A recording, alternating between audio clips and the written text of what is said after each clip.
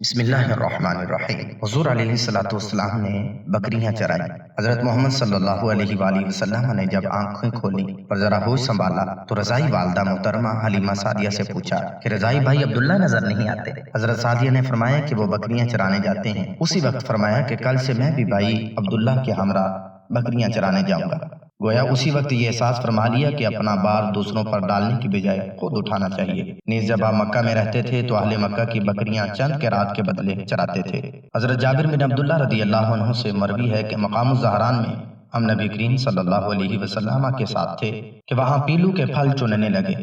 آپ صلی اللہ علیہ وسلم نے فرمایا کہ سیاہ دیکھ کر چنو، وہ زیادہ خوش ذائقہ اور لذیذ ہوتے ہیں۔ ہم نے عرض کیا یا رسول اللہ صلی اللہ علیہ وسلم، کیا آپ صلی اللہ علیہ وسلم بکریاں چرایا کرتے تھے کہ یہ بات آپ کو معلوم ہے؟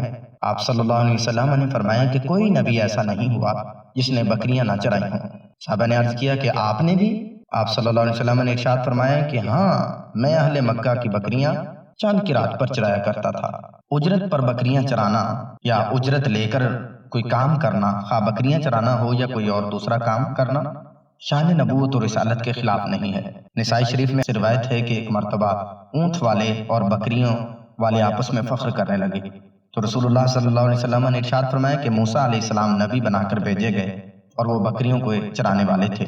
داؤد علیہ السلام نبی بنا کر بھیجے گئے اور وہ بھی بکریاں چرانے والے تھے، اور میں بھی نبی بنا کر بھیجا گیا اور میں بھی اپنے گھر والوں کی بکریاں مقام اجیاد میں چرایا کرتا تھا۔